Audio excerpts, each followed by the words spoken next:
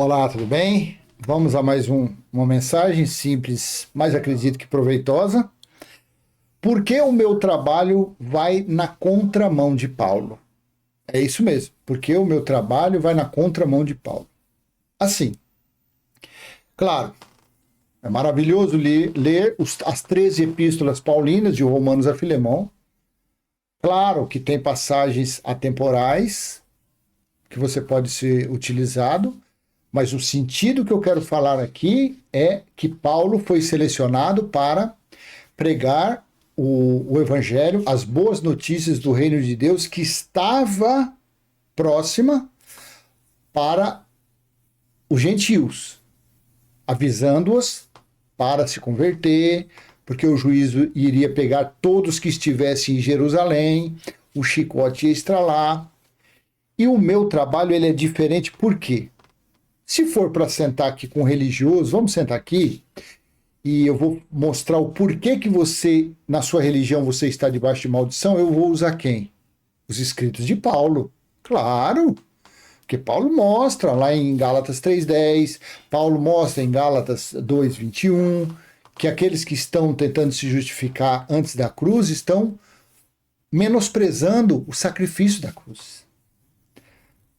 Claro que se eu for ler também, eu posso ler Hebreus capítulo 10, versículo 28 e 29, que quanto mais severo é o castigo daqueles que profanam o sangue que verteu da cruz, que pisam no sangue, que blasfemam, que menosprezam o Espírito da graça.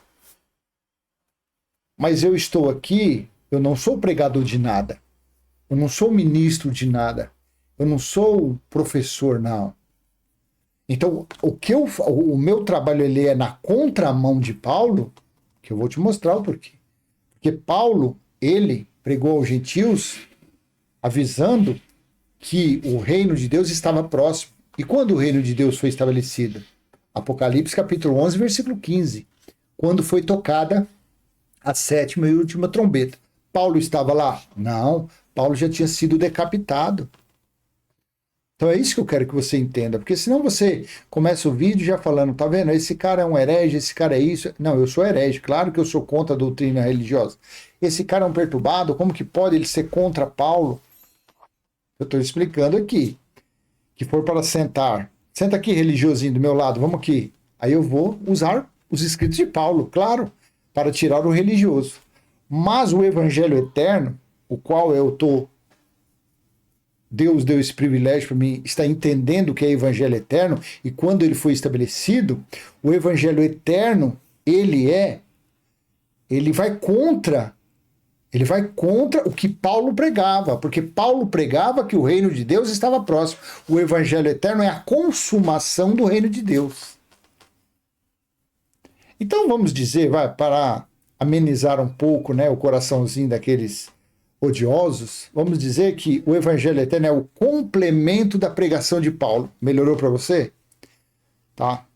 Mas o meu trabalho ele vai na contramão de Paulo. Por esse versículo aqui, eu vou ler o contexto para você, claro. Eu vou ler o contexto aqui, quer ver? Deixa eu ver aqui, olha aqui. Por que que o meu trabalho ele vai na contramão de Paulo?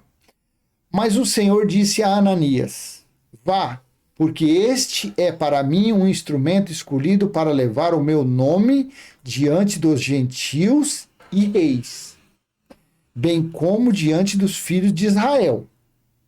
Pois eu mesmo vou mostrar a ele quanto deve sofrer pelo meu nome. Veja então que Paulo, por que eu estou na contramão de Paulo? Paulo foi escolhido, Paulo foi selecionado, de Paulo foi falado no livro de Isaías, que ele iria fazer o quê? Aqui, ó. Ele iria levar a sã doutrina diante dos gentios e dos reis, bem como diante dos filhos de Israel, claro, daqueles que passassem pelo seu caminho. Pois eu mesmo vou mostrar a ele quanto deve sofrer pelo meu nome. O que eu faço? Eu estou aqui. Eu não estou levando Cristo para governadores, prefeitos, primeira-dama, se é que você me entende. Não. Eu estou falando do evangelho eterno. Paulo foi selecionado para levar a notícia, as boas novas do reino de Deus aos gentios, aos reis e aos filhos de Israel. Paulo foi selecionado para pregar o evangelho. Eu estou indo na contramão. Eu estou indo mostrando que o evangelho já foi estabelecido. O evangelho foi cumprido. Eu não estou aqui para pregar evangelho, coisíssima nenhuma. Eu não sou pregador. Porque agora eu estou fazendo o que Deus disse em Jeremias 31, 33 ou 34. Porque esta é a aliança que farei com a casa de Israel depois daqueles dias, diz o Senhor.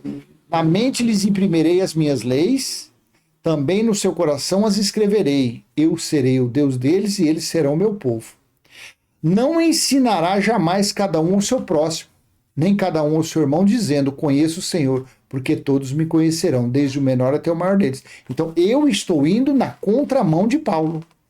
Paulo foi escolhido na estrada de Damasco para receber a revelação da graça de Deus, da sã doutrina, e levar esta palavra para os gentios, que outrora eram forasteiros, eram estrangeiros, eram afastados da comunidade de Israel. Inclusive, Efésios 2 diz que eles não tinham Deus no mundo. Então, Paulo foi recebido, selecionado para fazer isso. Eu estou indo ao contrário. Eu estou indo usando, como eu tenho conhecimento, Deus deu o conhecimento de que tudo se cumpriu através justamente desse versículo aqui, Apocalipse 1:10. Achei-me no Espírito no dia do Senhor. Como Deus deu o conhecimento do dia do Senhor aqui, que esse dia do Senhor foi o dia do juízo, foi o dia que ele falou que seria um dia amargo, um dia de tristeza, um dia de toque de trombetas, está lá em Sofonias 1, a partir do versículo 7 em diante. Então, como foram tocadas 7 trombetas no livro do Apocalipse, constam as 7 trombetas, então eu entendi que o dia do Senhor aconteceu, o juízo aconteceu. Então eu não estou aqui fazendo o trabalho que Paulo fazia. Não estou aqui fazendo o trabalho que muitos dos nossos irmãos fazem. Eu vou falar porque isso não é menosprezando ele, mas quem faz esse trabalho? Geraldo Moraes prega a graça de Deus. O Cristiano França prega a graça de Deus. O Elcio Jesus prega a graça de Deus. Eles são pregadores da graça de Deus, eles são ministros da graça de Deus. Mas eu não. Esses que eu falei, eles estão no mesmo, eles estão andando lado a lado com o que Paulo recebeu na estrada de Damasco. Mas eu não estou mais nisso daí. Não estou mais. Eu, graças a Deus, eu estou no evangelho eterno, porque eu entendi Apocalipse 14, 6 e 7. Vi outro anjo voando pelo meio do céu, tendo um evangelho eterno, para pregar aos que habitam na terra. O evangelho de Jesus de Nazaré foi para os judeus. O evangelho de Paulo foi para os da incircuncisão, gentios. Mas o evangelho eterno para pregar aos que habitam na terra, a cada nação, tribo, língua e povo. O evangelho eterno é para todos. Porque o significado de evangelho? Boas notícias do reino de Deus, que nos dias de Jesus estava para vir, nos dias de Paulo estava próximo, mas aqui diz que o evangelho eterno foi estabelecido. Por que foi estabelecido? Dizendo com voz forte, temam a Deus e deem glória a Ele, pois é chegada a hora em que Ele vai julgar. Olha esse texto na NVI, como que está. Vamos ver na NVI como está aqui. Ele disse em alta voz, temam a Deus e glorifiquem-no, pois chegou a hora do seu juízo. Então, como eu entendi Apocalipse 1:10, no dia do Senhor achei-me no Espírito. Eu entendi que no dia do Senhor foi o dia que inclusive foi falado até lá em Malaquias capítulo 4, versículo 5. Olha aqui. Vejam, eu enviarei a vocês o profeta Elias antes do grande e temível dia do Senhor. Infelizmente a religião, infelizmente a teologia tem esse dia do Senhor de Apocalipse 1:10 como sendo domingo. Fazer o quê? Então, por isso que o tema deste vídeo, porque o meu trabalho vai na contramão de Paulo. Paulo pregava as boas notícias do reino de Deus que estava próximo.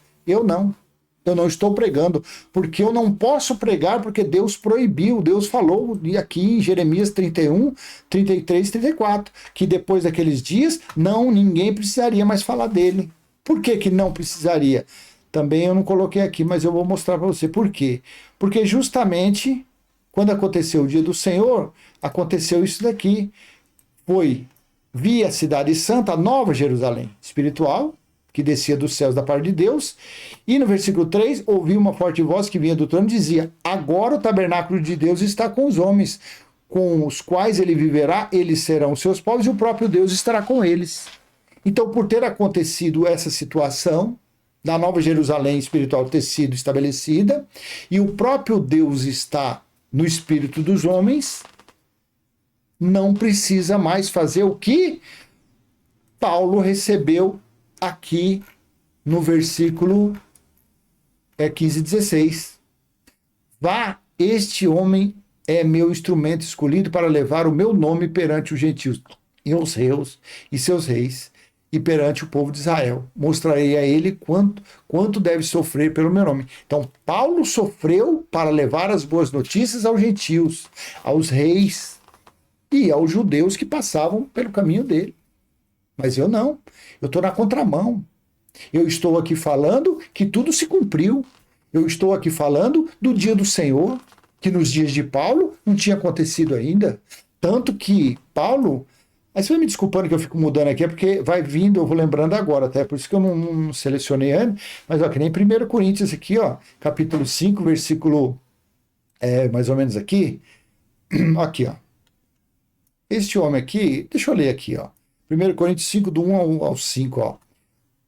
Por toda parte se ouve que há imoralidade entre vocês, imoralidade que não ocorre nem entre os pagãos, a ponto de um de vocês possuir a mulher do seu pai, a madrasta. E vocês estão orgulhosos. Não deviam, porém, estar cheios de tristeza e expulsar da comunhão aquele que fez isso?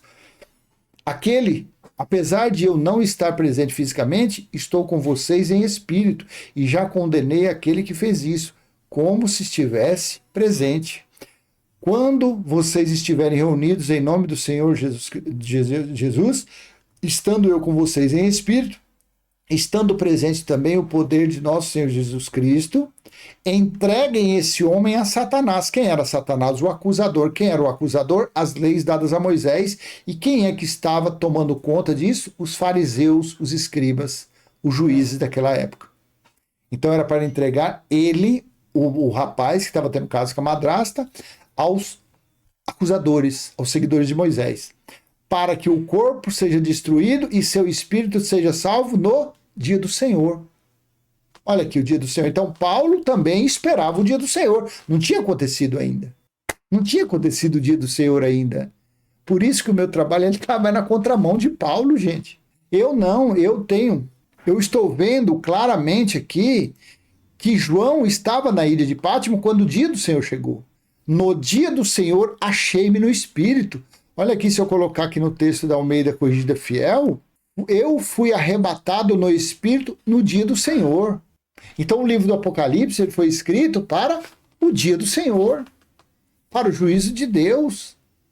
Porque afinal de contas, lá em Apocalipse 18:10 também fala assim, ó, estando de longe pelo temor do seu tormento, dizendo, ai, ai daquela grande cidade Babilônia, aquela forte cidade, pois em uma hora veio o teu juízo.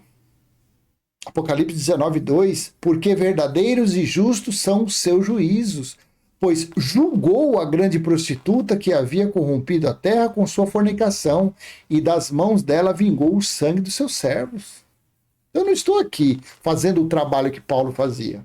Eu não posso fazer o trabalho que o Geraldo Moraes faz. Eu não posso fazer o trabalho que o Elcio Jesus faz. Eu não posso fazer o trabalho que o Cristiano França faz. Eu não posso fazer o trabalho que aquele outro menino, não sei o que, da graça também, puro da graça, esqueci agora. Eu não posso fazer o trabalho deles.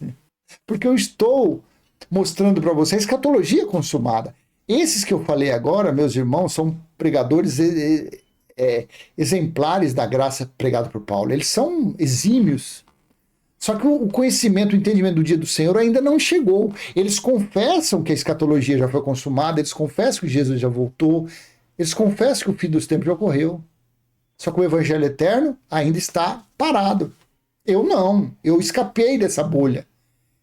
Eu passei pela graça há pouquinho tempo, eu já pulei para o evangelho eterno. Esses que eu falei, eles estão caminhando paralelamente com Paulo, o encontro que Paulo teve na estrada de Damasco. Eu não estou com esse pessoal, eu estou fora. Estou fora. A não ser que alguém consiga me mostrar que esse dia do Senhor aqui de Apocalipse 1:10 não era o dia profetizado lá, por exemplo, quer ver, em Sofonias. Sofonias, quando ele fala aqui, ó, quer ver? Vamos ler Sofonias capítulo 1, versículo 4 em diante. Versículo 7 é melhor? 7, aqui, ó. Cala-te diante do Senhor Deus, porque o dia do Senhor está perto. Porque o Senhor preparou o sacrifício e santificou os seus convidados. Acontecerá que no dia do sacrifício do Senhor castigarei os príncipes e os filhos dos reis, e todos os que se vestem de trajes estrangeiros. Castigarei naquele dia todo aquele que salta sobre o limiar, que enche de violência e engano a casa dos seus senhores. E naquele dia, diz o Senhor, far-se-á ouvir uma voz de clamor desde a porta do peixe e o uivo desde a segunda parte, e grande quebramento desde o outeiros. Uivai vós, moradores de Mectares. Deixa eu mudar esse texto aqui para a NVI, porque esse texto é tradicional. Lamente-se, vocês que moram nas cidades baixas, todos os seus comerciantes serão completamente destruídos, todos os que negociam com prata serão arruinados.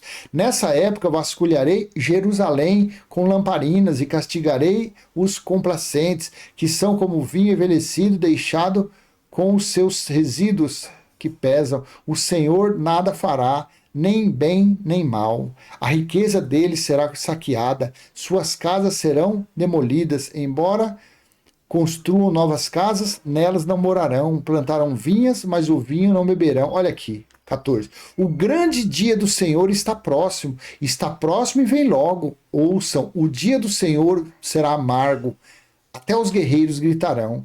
Aquele dia será um dia de ira, de aflição e de angústia, dia de sofrimento e ruína, dia de trevas e escuridão, dia de nuvens e negridão, olha aqui, dia de toques de trombeta. Quantas trombetas foram tocadas lá no livro do Apocalipse? Depois você vai lá em conta, 7. E o próprio Paulo falou lá em 1 Coríntios 15, 50 e alguma coisa, 1 Coríntios 15, 53, vamos colocar aqui mais ou menos aqui. Aqui, ó. 51 e 52. Eis que eu digo um mistério. Nem todos dormiremos, mas todos seremos transformados. No momento, num abrir e fechar de olhos, ao som da última trombeta. Pois a trombeta soará, os mortos ressuscitarão incorruptível e nós seremos transformados. Vamos lá em Apocalipse capítulo 11, versículo 15. Veja. O sétimo anjo tocou a sua trombeta. E houve fortes vozes no céu que diziam: o reino do mundo se tornou do nosso Senhor e do seu Cristo, e ele reinará para todo sempre. E aí? A última, sétima trombeta, depois daqui não teve mais. Então, voltando lá em Sofonias, diz que haveria toques, dia de toques de trombeta e gritos de guerra contra cidades fortificadas e contra torres elevadas. Existiam 4 torres, as fortalezas de Antônia. Cidade fortificada. Os muros de Jerusalém foram feitos ali com pedras que pesavam quase 1 tonelada. Por isso que não usava argamassa. Era uma pedra encaixada na outra. Devido à força da gravidade, a força G, elas se encaixavam ali. E os judeus achavam que os muros que rodeavam Jerusalém eram intransponíveis, por isso que eles eram muito seguros dentro daquela cidade. Então, lendo aqui para terminar o vídeo, agora eu vou ler Atos 9, do 1 em diante. A conversão de Paulo e o tema Por que o meu trabalho vai na contramão de Paulo? Enquanto isso, Saulo ainda respirava ameaças. Lá naquela época o nome dele ainda era Saulo, não tinha passado para Paulo.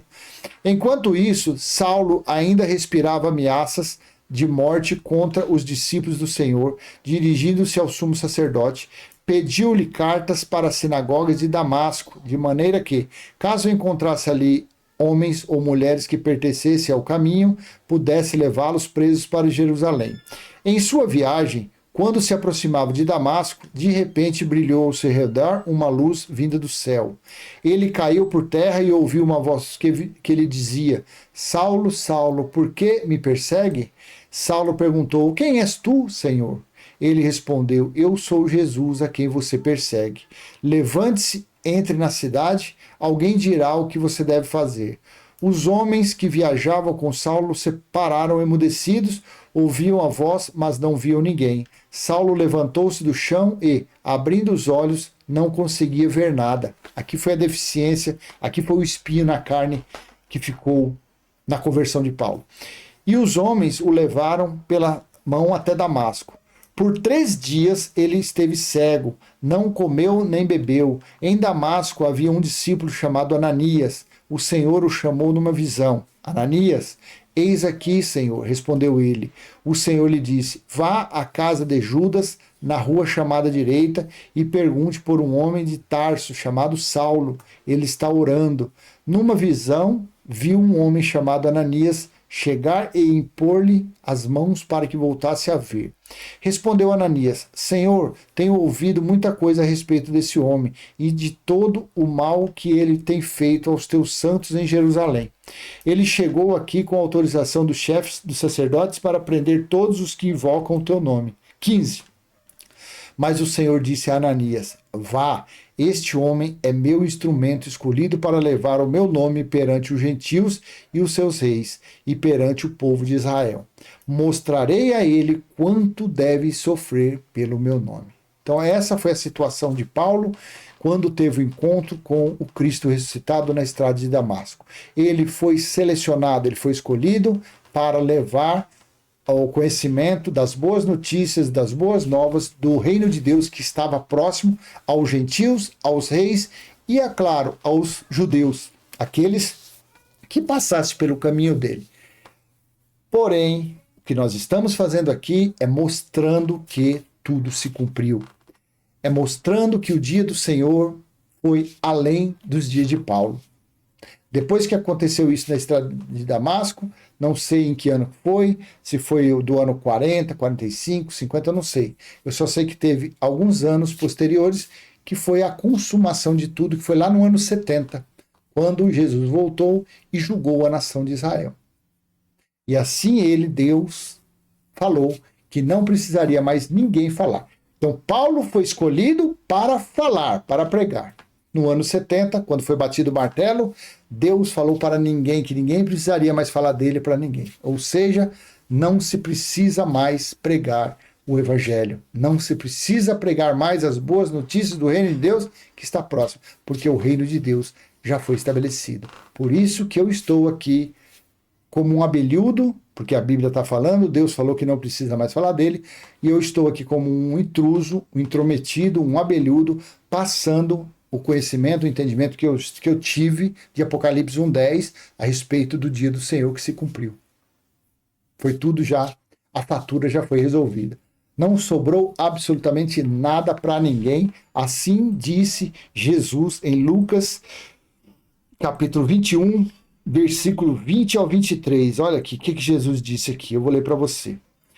Jesus disse para os seus discípulos: quando virem Jerusalém rodeada de exércitos, vocês saberão que a sua devastação está próxima.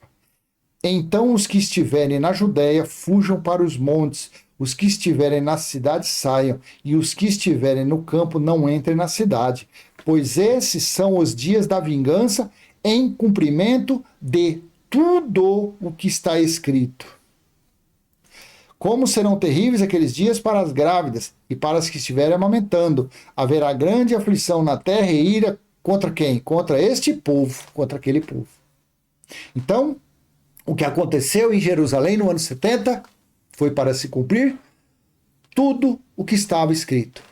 Inclusive, para se cumprir o favor imerecido de Paulo, para se cumprir as palavras de Yeshua, ou de Jesus de Nazaré, para se cumprir as profecias de Isaías, de Jeremias, de Ezequiel, de Daniel, de Malaquias, se cumpriu tudo. Então, por isso que eu estou na contramão.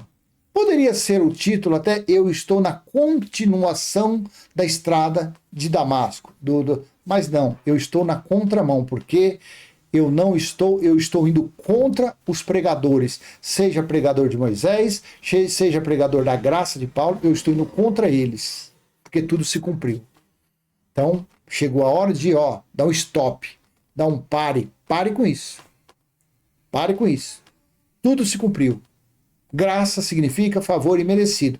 E nós, já vai fazer 2000 anos, do ano 70 para cá, que ninguém mais está debaixo o favor imerecido de Deus. Como que você vai estar debaixo de um favor imerecido se o templo dele está em seu espírito, se ele mesmo faz morada em seu espírito? Então, o que nós devemos viver é Apocalipse 21:3. O que nós devemos viver é Deus em nós. É Deus no espírito dos nossos irmãos. Sendo os nossos irmãos uma prostituta, um traficante, um ladrão, um criminoso qualquer, até um que usa a Bíblia para falar que dízimo é dinheiro, um mentiroso desse, nós temos que saber, nós temos que ter consciência que no espírito deles está o nosso irmão. Agora, a natureza carnal deles, a minha transgressão é de um jeito, de um ladrão é de outro jeito, de um homossexual é de outro jeito, de uma prostituta é de outro jeito, porque na natureza carnal não habita bem nenhum. Assim Paulo disse, em minha carne não habita bem nenhum. Tá bom? Então vou deixar essa mensagem com você, espero ter sido útil de alguma forma, e se foi, dê aquele joinha, compartilhe, se inscreva, ative o sininho e vamos em frente, passando o nosso simples e humilde entendimento. Por que o meu trabalho vai na contramão de Paulo? Tá bom? Até a próxima, se assim ele permitir. Tchau, tchau.